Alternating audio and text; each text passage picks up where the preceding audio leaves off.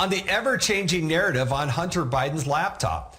Now a group of House Republican lawmakers are calling on the Department of Justice to brief Congress on the federal investigation into the president's son. In a letter to U.S. Attorney General Merrick Garland, they write, "It is imperative that the Department of Justice brief Congress on the nature of Mr. Weiss's investigation into Hunter Biden.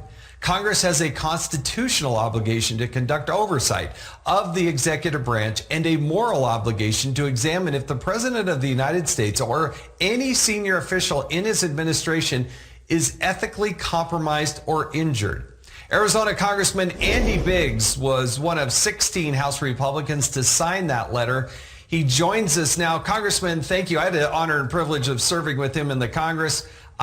This is a vital investigation. I mean, the crossover with the President of the United States, his time as vice president, and the millions of dollars that were flowing overseas, there seems to be more than ample evidence that the Department of Justice should give a briefing to the Congress. What would be their excuse not to do that? Well, the only excuse they would have, Jason, is that they don't want to give us the information. They might say, well, we're in the middle of an investigation, so we're not going to comment on the investigation. That's what they tend to say. But the reality is, you need to remember, of course, and I think everybody does, that 51 former intelligence community folks said, no, there's nothing here. This is Russian disinformation. And that was to suppress this for the election in 2020. But the reality is, Jason, this goes back to when Joe Biden was the vice president. It goes back to $1 billion contract to his brother Jim. It goes back to other contracts given to Hunter Biden in Iraq. It goes to all the way to China and the Chinese energy company over there that gave them millions of dollars. And you see all of those seem to be perfectly tied with access to Joe Biden. So if they're not going to give us information, it does continue to look like the cover-up that we suspect it to be. Well, what's evident on the laptop is the communication, the access to White House, using of Air Force Two. At one point, Hunter Biden actually brings his business partner on Air Force Two to fly to Mexico because they were trying to close a deal. So, but more importantly, I think the implications for the United States, any compromise, and the Department of Justice certainly at this point has got to have some information about the flow of money.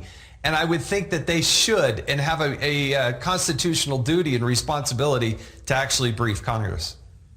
I agree with you. There's drips and drabs that a grand jury investigation is ongoing. You've got the Weiss investigation in Delaware. And all of these seem to indicate that this doesn't stop with Hunter Biden or Jim Biden or other members of the Biden grifting family. What it does is it all comes into access to Joe Biden. And that is why Congress needs to know, is this president, is he compromised? Is his family compromised? Are those around him compromised? And actually, quite frankly, is DOJ suppressing this? And if they are they compromised? Certain folks and assets within DOJ. So we have to get to the bottom of it, and that's why we went ahead and pushed forward, and we're going to continue pushing to get more and more information. I think Ranking Member Jordan and my other colleagues on the Judiciary Committee and on the Oversight Committee, which you were chairman of, we've got to get to the bottom of this. The American people deserve to know because the international relationship of the U.S. to these countries is so vital. You have to know. There is no excuse for them not to give you a briefing. This idea that it's an ongoing investigation is just hogwash. All right, but stay with us because we'll have more with Arizona Congressman Andy Biggs on the federal investigation into Hunter Biden in just a moment. You're watching Sunday Morning Futures right here on Fox News. And we're back with Arizona Congressman Andy Biggs. Congressman, I want to ask you about the Durham investigation because May 16th, that case against Michael Sussman is actually going to trial. What's the latest that you're hearing? Well, I'm hearing that there's some emails that Durham has found that again show that Sussman lied to the FBI and that he also lied and misrepresented regarding the connection of all of this with DNC, which is the Democrat National Committee, and the Clinton campaign, and who paid for his bogus, information that he was throwing out there. So it's pretty interesting to see. And I'm not sure that the Clinton campaign folks or the Democrat Party wants to see this go to trial and air their dirty laundry even further.